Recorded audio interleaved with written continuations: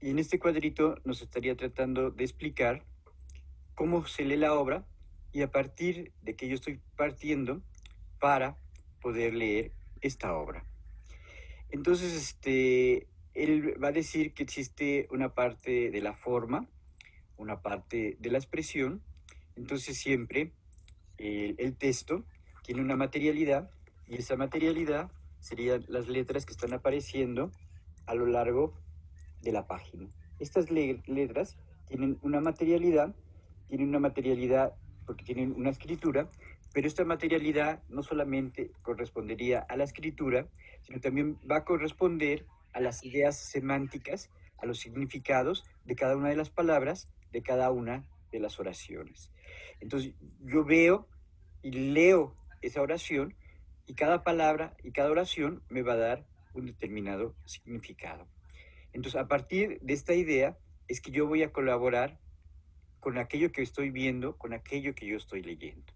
Entonces, como ya habíamos visto, también Humberto Eco va a decir que existen diferentes códigos y subcódigos. Entonces, para que la obra se pueda entender, yo tengo que ir interpretando estos códigos y estos subcódigos que existen dentro del texto. Entonces, el primero de estos códigos y subcódigos sería el diccionario básico.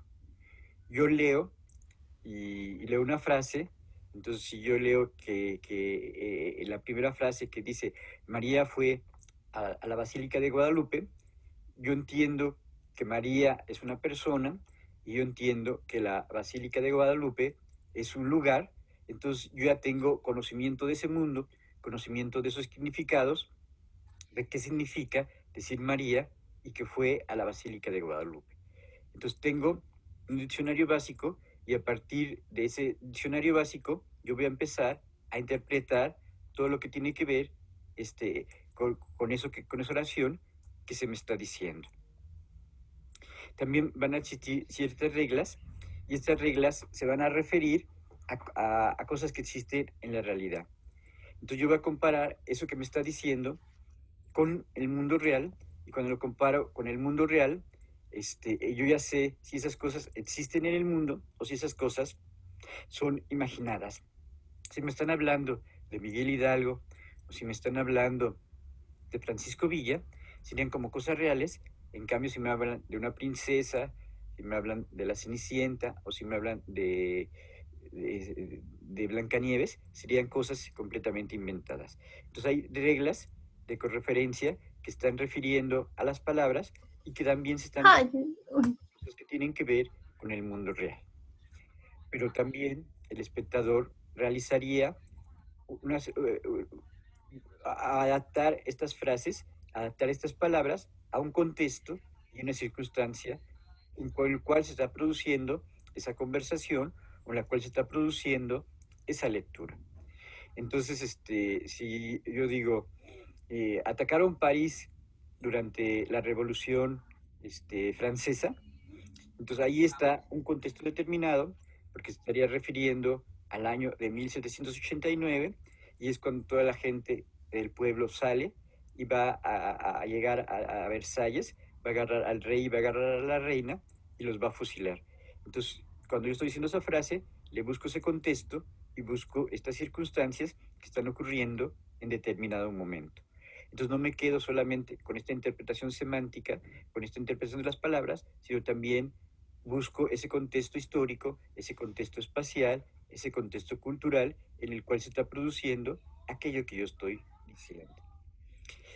Y luego va a venir algo también muy importante que va a mencionar Humberto Eco, que si es el caso de la literatura, o si es el caso de algún ensayo, o si es el caso de algún poema, siempre el lenguaje va a estar codificado y muchas veces va a estar hipercodificado, o sea que va a haber un exceso de codificación en la parte retórica y en la parte estilística. Si yo leo una novela de García Márquez o si yo leo una novela de Carlos Fuentes, va a tener toda una codificación retórica y toda una codificación estilística.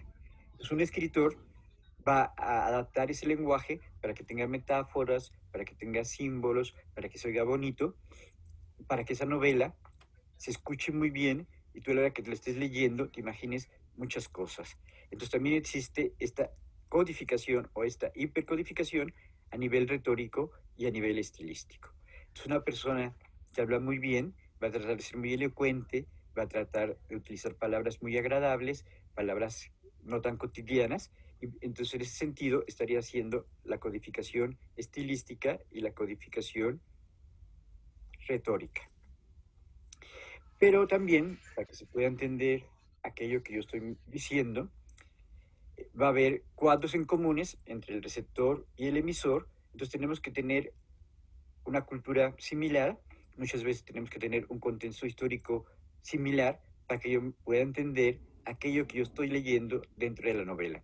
Si yo leo una novela contemporánea, pues el contexto va a ser igual para el emisor y el contexto va a ser igual para el receptor.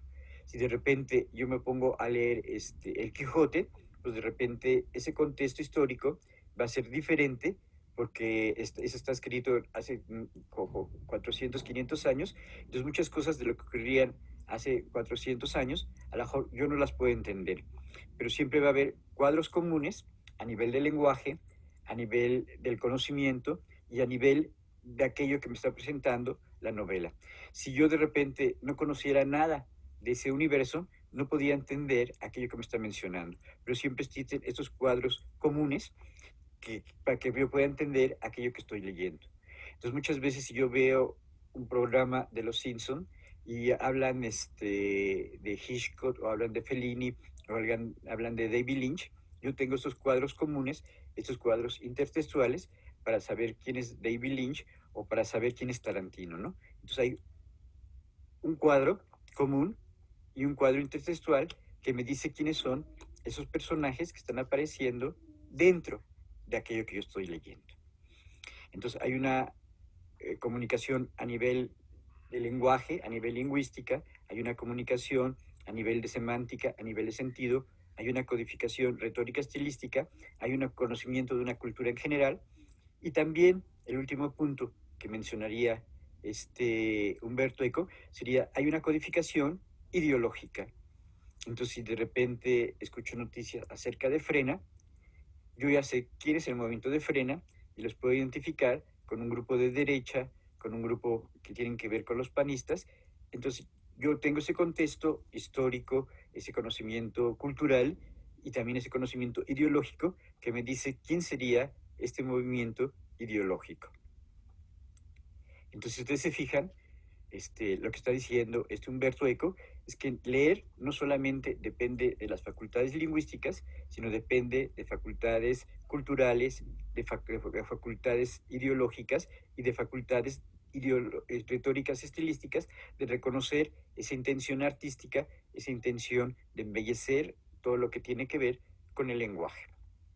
Entonces, esto sería en la parte de la expresión, en la parte de la forma, en la parte de lo que está escrito, todo lo que tiene que ver con estos códigos y con estos subcódigos. La diferencia entre estos de códigos y subcódigos es que unos serían más amplios. Entonces, por ejemplo, estas reglas del diccionario serían más amplias, serían más generales, en cambio, la competencia ideológica pues dependería de la época, porque si yo hablo de los cristeros que hicieron la cristada, que es este movimiento de que de repente la gente salía a protestar porque estaban cerradas las iglesias, a lo mejor no lo puedo entender porque esto se refiere principalmente a un movimiento que va a ocurrir de 1927 a 1930. Entonces sería más, un subcódigo, porque sería algo más pequeñito y requiere de referencias históricas, culturales, sociales, para que yo lo pueda entender. En cambio, el diccionario básico, ese todos los entendemos, porque todos, si en el español hay 4.000 palabras, mínimo conozco 2.000 o 3.000 palabras de las que se utilizan en español, entonces yo me puedo entender y existe un cuadro común, porque yo con esas 2.000, 3.000, o si soy muy culto, todas las 4.000 palabras del español, yo me puedo comunicar. Entonces existe un cuadro común a nivel del lenguaje.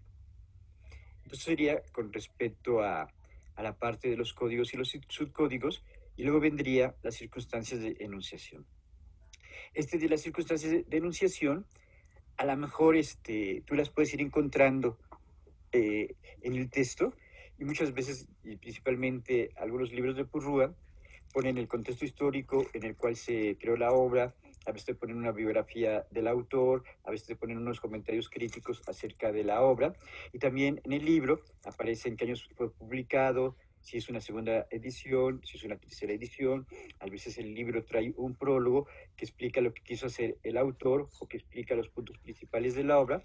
Entonces siempre esas serían como algunas de las condiciones de enunciación.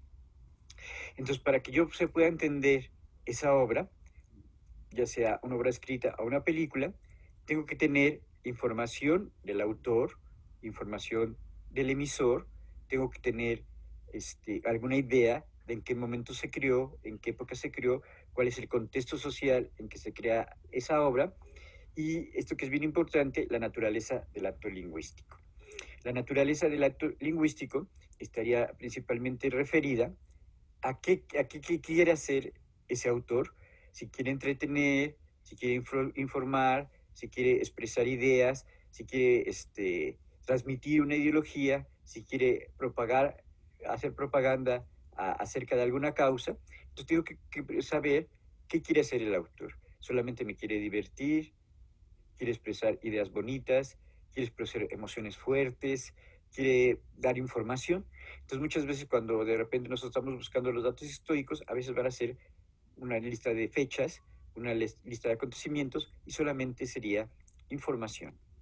Todas estas circunstancias de enunciación van a ser muy importantes para el campo de la hermenéutica.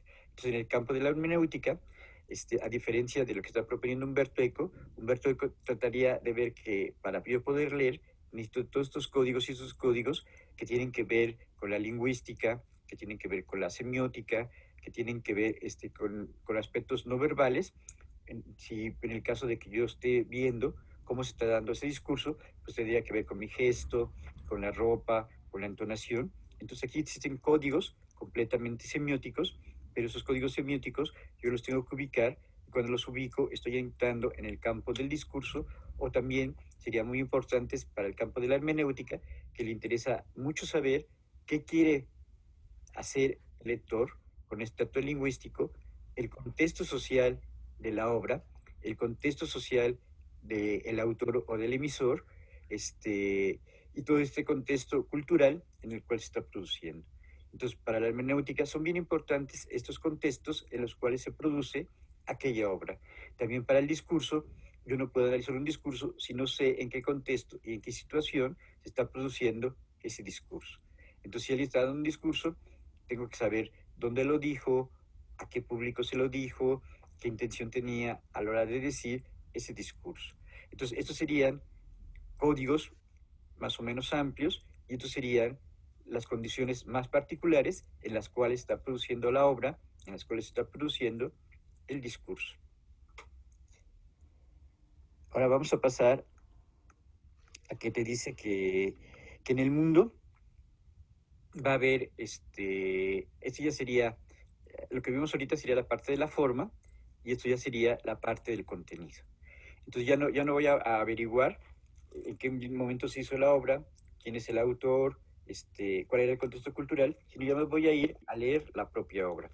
Y cuando yo estoy leyendo la propia obra, tengo que ver la parte intencional y la parte extensional. La parte extensional sería el mundo que me está contando aquella obra, y la parte intencional sería esas otras cualidades que yo tengo que ir descubriendo, esas otras estructuras que yo tengo que ir descubriendo para entender la obra. Y para descubrir ese sentido de la obra, yo estoy participando de qué voy a ver en ese mundo, qué voy a ver en esos personajes, qué voy a ver en esas acciones, y también tengo que actualizar esas estructuras que están dentro de la obra. Entonces yo voy a actualizar esas estructuras, pero poniendo parte de mi conocimiento, poniendo parte de mi interpretación.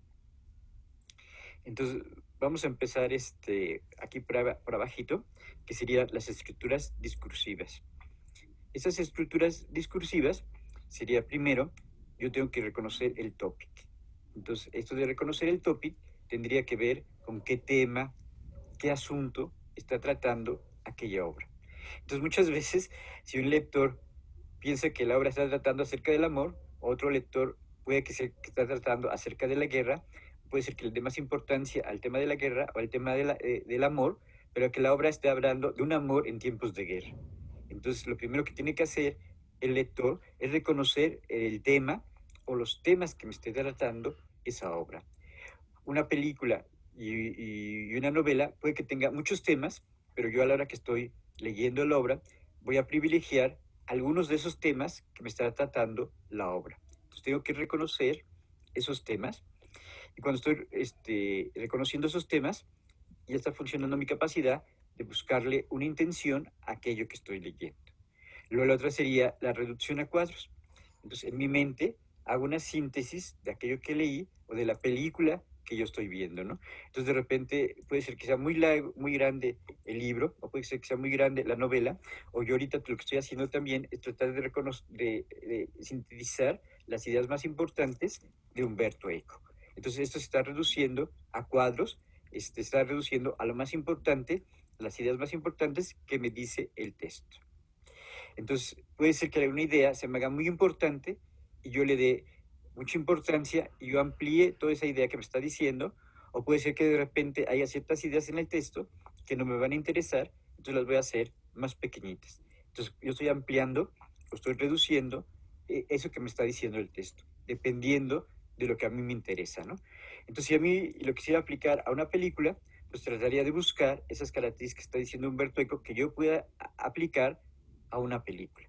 Si yo quiero ver cómo aplica el modelo Humberto Eco para que el niño aprenda más, pues yo voy a buscar las características para que el niño aprenda más, ¿no? Entonces, de hecho, las características que vimos hace ratito que estaban abajo, serían como ciertas competencias para que el niño aprenda más lenguaje, más palabras, aprenda a redactar. Entonces yo hago más grande o más pequeñas aquello que me está diciendo el texto. Y ese tema también de repente puede tener otros temas más pequeñitos o puede haber temas que de repente se están repitiendo en esa novela o temas que de repente están repitiendo en esa película y esas serían las isotopias. Las isotopias tendrían que ver con el tema que están repitiendo y que van a ser unidades básicas que están repitiendo en el mismo texto. Entonces puede ser que esté repitiendo la idea del engaño, la idea de la infidelidad, la idea de la violencia. Entonces puede ser que se presente la violencia en una revolución, pero luego puede ser que se presente la violencia porque fusilan a alguien, y luego puede ser que se presente la violencia porque fusilan a alguien, ¿no? Entonces el tema de la violencia se está dando en diferentes isotopias o ese tema se está repitiendo. En el caso de una película, también podían ser los lugares en los cuales está repitiendo o esa música que de repente está repitiendo. Entonces las isotopias serían principalmente de contenido, pero también podían ser de forma, que se están repitiendo todo el tiempo y como están repitiendo todo el tiempo, me hacen más fácil entender al texto y y le dan más coherencia a ese texto. Entonces si yo de repente utilizo esa misma idea y la estoy repitiendo, esa sería parte de la isotopia. Entonces, primero reconozco el tema, el tópico que sería algo como más amplio, pero ese tema que sería más amplio se puede reducir a ideas más pequeñitas. Entonces, si es el amor, puede ser ese amor, pero puede ser un amor tóxico, un amor pasional, un amor muy erótico, un amor muy sexual. Entonces, ese tema del amor ya está reduciendo a temas más pequeñitos o puede ser una novela que trate del amor en varias etapas, ¿no? Entonces no sería el amor así cuando son novios, o el amor cuando son adolescentes, y o el amor cuando son viejitos, ¿no? Entonces ese tema del amor va cambiando, y si de repente es una película que solamente hable de jóvenes, pues a lo mejor va a ser un amor muy intenso, muy apasionado, muy fuerte, y entonces la historia va a tener que ver con ese tipo de amor muy apasionado, pero si ya se hace una pausa más adelante, y es cuando los viejitos tienen 80 años, pues ese amor va a ser más de compañeros, más de apoyo, más de estar juntos, ¿no? Entonces cambia completamente ese amor. Entonces, esas estructuras discursivas yo las voy a reconocer dentro de la obra. Posteriormente vendría la siguiente, que serían las estructuras narrativas. Ahí de repente, las estructuras narrativas, yo me tengo que fijar en lo que está ocurriendo, ¿no? Cómo va avanzando la narración y cómo de repente puede llegar, puede ir subiendo hasta llegar a un clímax, y luego sube el clímax y va a haber un desenlace, ¿no? Entonces en este desenlace el héroe se casa, el héroe se muere, el héroe adquiere dinero. Entonces esa estructura narrativa tiene ciertas acciones, tiene ciertas proposiciones que van a ir haciendo que la obra avance completamente. Como estamos muy acostumbrados a novelas muy rápidas o a películas de Hollywood, muchas veces queremos ver muchísima acción dentro de esas estructuras narrativas. Pero esas estructuras narrativas que principalmente tienen que ver con la acción, también habría estructuras actanciales, y en estas estructuras actanciales estaría el bueno, el malo, el ayudante del bueno, los ayudantes del malo, estaría el objeto que quieren conseguir, que puede ser terminar con el dragón, encontrar el tesoro, encontrar el mapa perdido, o encontrar encontrar algo menos material, que podría ser conseguir un título, o encontrarse a sí mismo, ¿no? Entonces las estructuras sustanciales tienen que ver con los personajes y tienen que ver con eso que quiere conseguir el personaje. Y el último, que sería un poquito más abstracto, es lo que veíamos un poquito también con la semiótica, que siempre está lo latente, siempre está lo evidente. Pero atrás de lo latente y lo evidente siempre hay algo que se oculta, que está favoreciendo una determinada ideología. Entonces, para este Humberto Eco y para este Roland Barthes, no solamente me tengo que ver la forma en que está funcionando el discurso, que serían las estructuras discursivas, no solamente tengo que ver la parte de contenidos, sino también tengo que ver eso profundo, que serían las estructuras ideológicas, de qué ideología está favoreciendo, ¿no? Entonces puede ser que favorezca la ideología fascista, con el caso de Hitler, o puede ser que favorezca una ideología de derecha, o puede ser que esté favoreciendo el racismo, o puede ser que esté favoreciendo una visión más feminista del mundo, o puede ser que esté favoreciendo un pensamiento crítico. Entonces, siempre hay una ideología que va a estar atrás de aquello que yo estoy viendo. Luego vendría esto que son los personajes y esto que son las acciones, también me están hablando de un mundo. Entonces puede ser que me estén contando de la Revolución Mexicana, o que me estén contando de los superhéroes, o que me estén contando de un viaje de piratas, de detectives. Entonces aquí hay una estructura de mundo. Y lo que va a decir Roland Barthes, y lo que va a decir también Humberto Eco, es que el texto, la novela o la película está creando un mundo. El mundo de la película, el mundo de la novela, sería completamente diferente al mundo de la realidad, porque en el mundo de la novela se ordenan los hechos de tal manera que sean interesantes y que muchas veces van a funcionar dentro de esta ficción, que es la novela, o van a funcionar dentro de esta ficción, que es la película. Entonces, todas las películas y todas las novelas estarían creando un mundo. Si hay dos novelas que hablan de la Revolución Mexicana y son diferentes autores, van a crear un mundo diferente en la novela de Elena Garro o en la novela de Mariano Suela. Se crea un mundo diferente acerca de la revolución, o se crea un mundo diferente dependiendo de los superhéroes o dependiendo de los detectives. Y lo que va a hacer el lector es que de repente le va a dar ciertos aspectos de verdad, entonces va a decir que de repente eso es verdadero o eso no es verdadero. Entonces siempre el espectador está comparando aquello que está viendo con la realidad. Entonces yo veo una telenovela de Televisa, y yo veo a la gente pobre que representa en la telenovela de Televisa, voy a decir, no, pues así no son los pobres, así no hablan, así no se visten, así no se mueven, así no son sus casas, así no se enamoran, ¿no? Entonces yo voy a comparar eso que conozco en el mundo con lo que yo estoy viendo en la pantalla o lo que yo estoy viendo dentro de la película. También eso que yo estoy viendo, yo le voy a dar un juicio de qué tan accesible es aquello que yo estoy viendo, ¿no?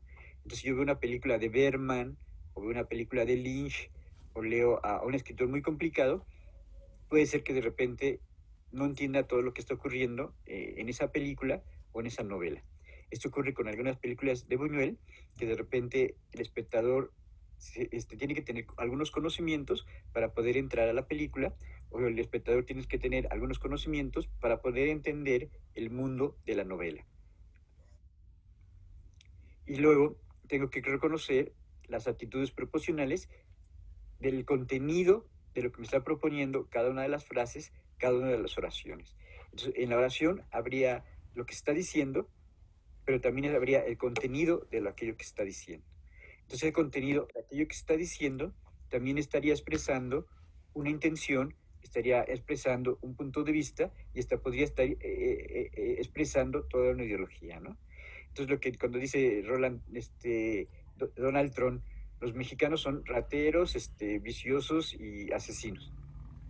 Entonces, en esa oración ya hay toda una actitud de contenido, toda una actitud ideológica, al decir que somos rateros, al decir que somos drogadictos y al decir que somos asesinos, ¿no? Entonces, una cosa es lo que se dice con las palabras y otro sería ese contenido. Y ese contenido pues, ya sería completamente racista, ya sería completamente clasista y estaría criticando completamente a un pueblo. Pero siempre en un discurso o también en una novela hay una proposición y esa proposición está ligada con la intención y está ligada con la visión de mundo, está ligada con ciertos valores que yo quiero hacer más patentes o que yo quiero convencer, convencer a la gente acerca de estos valores, ¿no? Entonces sale Lili Telles y dice, estamos en contra del aborto, ahí hay toda una posición con estar a favor o en contra del aborto. Pero lo que te dice Humberto Eco es que todo este mundo principalmente se va a contar a partir de personajes y se va a contar a partir de acciones. Luego vendría esto dice que el autor pues no te va a contar una historia lineal, siempre esa historia va a estar cambiando y siempre va a estar tratando de sorprenderte. Entonces, como siempre está tratando de sorprender, siempre va a tratar de ir adelante de ti, siempre lo que va a pretender va a ser que de repente te va a dar vueltecitas, va a ir más rápido, va a ir más lento y de repente si tú tienes una idea de cómo va a ir el relato, te la va a cambiar. Entonces va a haber como cosas que te van a sorprender a lo largo de esa novela que estás leyendo y esto le llama pasos inferenciales. Entonces de repente tú crees que el personaje ya va a ser rico o el personaje ya se va a poder enamorar y de repente te cambian porque llega una villana que va a impedir que el galán se enamore de la chica. Entonces ya hay un paseo inferencial o hay un cambio dentro de la propia historia que no está llevando la historia linealmente, sino que esa historia va cambiando y de repente algo que esperas no ocurre.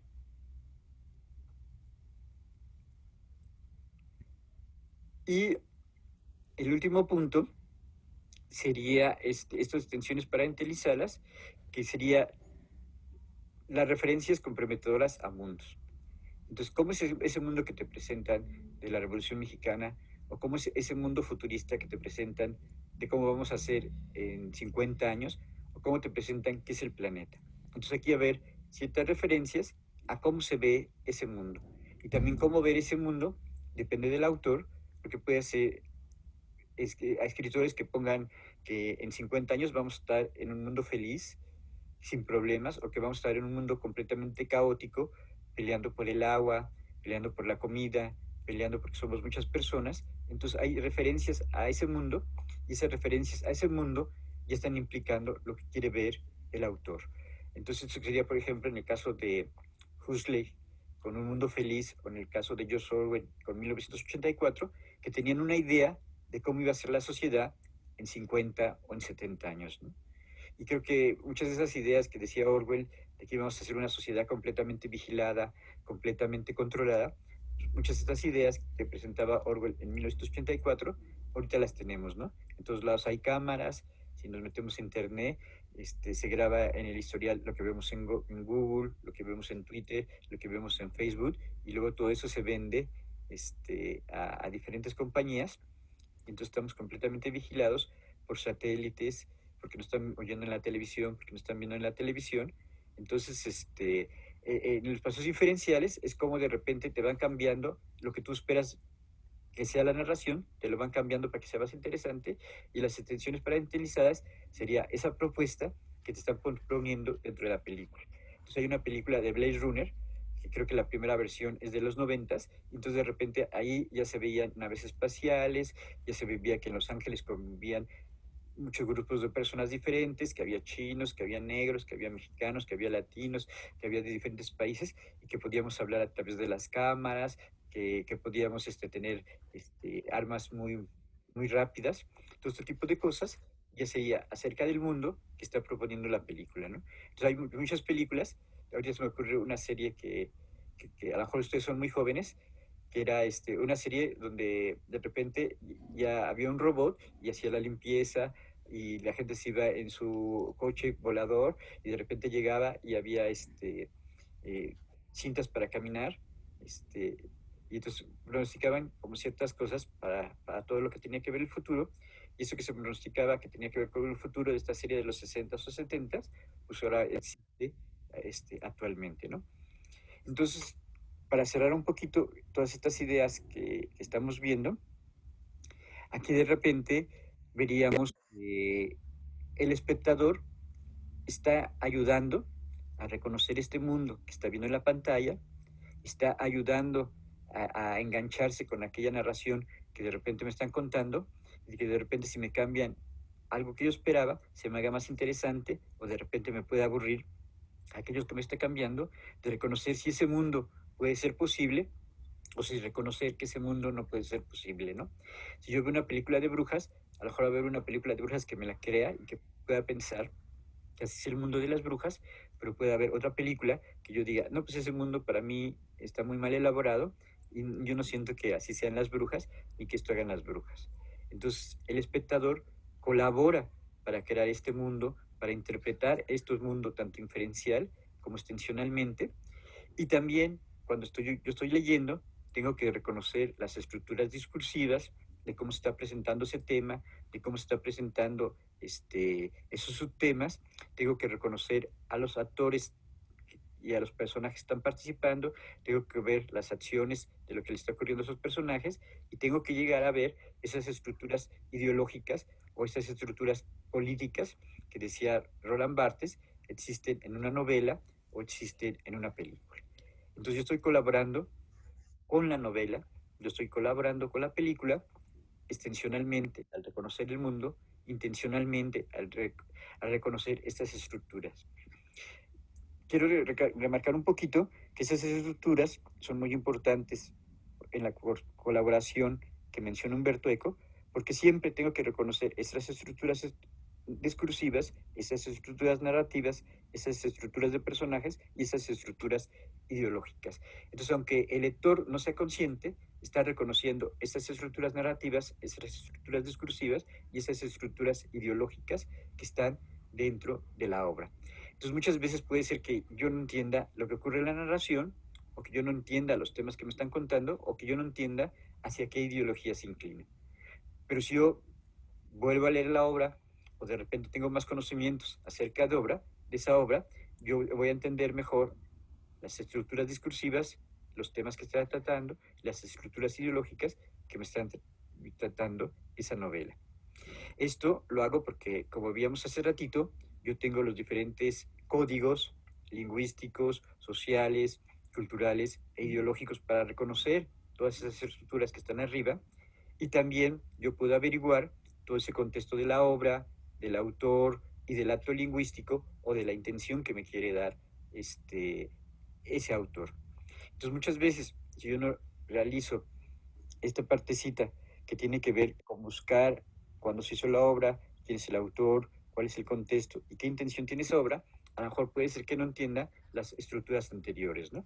Las estructuras discursivas, las estructuras narrativas y las estructuras ideológicas. Entonces, muchas veces yo tengo que hacer un trabajo antes de tratar de entender por qué se produce esa obra, ¿no?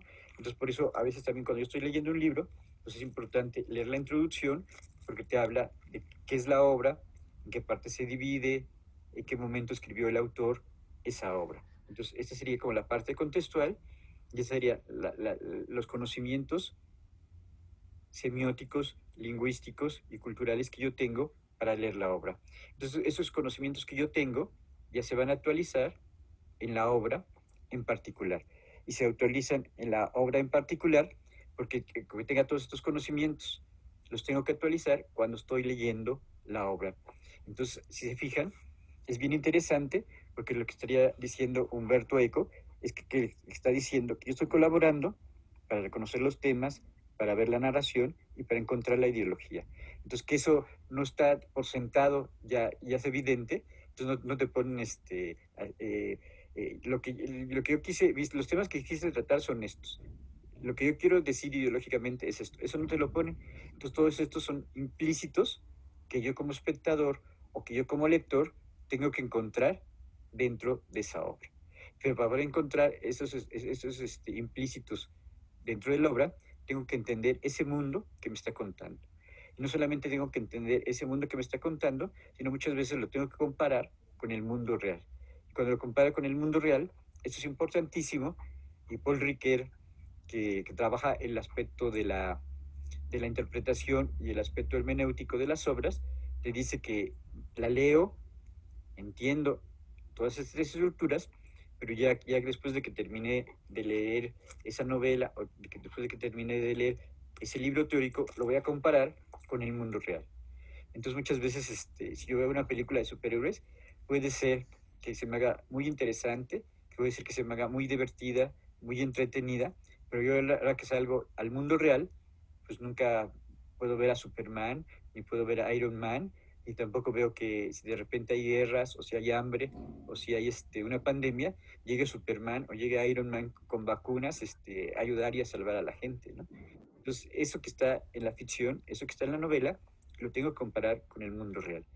Eso que voy a comparar con el mundo real, a veces no tiene que ser tan literal de que si existe o no existe, sino la moraleja que me está creando o el sentido moral que me está dando esa obra.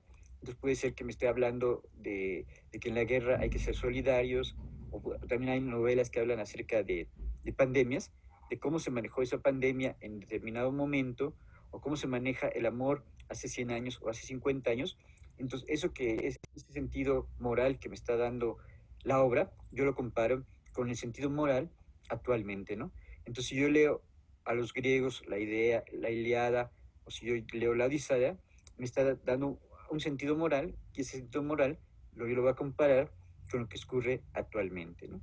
Sea en el amor, en la familia, en la guerra, alguien que busque la libertad, alguien que busque la democracia, alguien que esté buscando a sí mismo, yo lo comparo con mi propio mundo.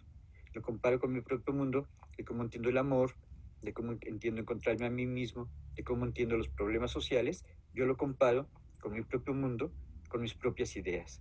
Y esta sería así como la parte final que uno realiza en el modelo de Humberto Eco. En el modelo de Humberto Eco yo comparo esa novela con el mundo real, pero ya vimos que para Roland Barthes no solamente había que llegar a este sentido de la obra, sino que había que ir más allá, había que apropiarse de este sentido de la obra y pasar a convertirse en creador. Humberto Eco solamente se queda en este modelo teórico de qué códigos necesito, cómo los contextualizo y qué estructuras me van a servir para yo entender esa obra. Esto lo plantea en este libro del Lector in Fábula, y entonces te está diciendo que siempre estamos siendo lectores colaborativos, lectores participativos, y que es bien importante encontrar esta significación, este sentido de la obra, pero muchas veces nosotros lo hacemos inconscientemente y no nos queda claro de qué vimos en el mundo de la novela, cómo eran esos temas que estaba tratando la novela, cómo era la narración de la novela y de qué me estaba hablando ideológicamente esa novela. Esos pasos los hacemos porque estamos leyendo y estamos participando, pero no somos tan conscientes de cómo estamos realizando esta lectura del mundo, esta lectura de las diferentes estructuras que existen dentro de esta novela. Esto sería bien importante para la clase de significación, para la parte de la semiótica, porque allí estaríamos viendo que es una construcción, la lectura, es una construcción encontrar el significado, es una construcción encontrar el sentido que depende principalmente del lector, depende principalmente del cuidado que yo estoy poniendo con esa interpretación para llegar al significado de esa obra. Entonces yo todo el tiempo estoy participando. Si de repente me dejan leer una obra de literatura en una clase de la escuela, puede ser que no trate, que me quede en lo superficial y que no trate de encontrar cosas interesantes acerca de lo que leí, de los personajes, del mundo, de la ideología, y que ni siquiera me interese comparar eso que leí con mi propio mundo. Muchas veces, cuando yo comparo eso que veo o eso que leo con mi propio mundo, se vuelve más significativo. Y se vuelve más significativo porque lo estoy comparando con aquello que me sucede a mí. Espero que este cuadrito de Humberto Eco haya sido interesante y que les dé una idea de cómo la significación y de cómo el sentido lo estoy construyendo a partir de los conocimientos que yo tengo, a partir del contexto que yo averiguo y a partir de ponerle cuidado a todas las estructuras que van a estar dentro de la propia obra. Bueno, esa sería la clase de hoy. Muchas gracias.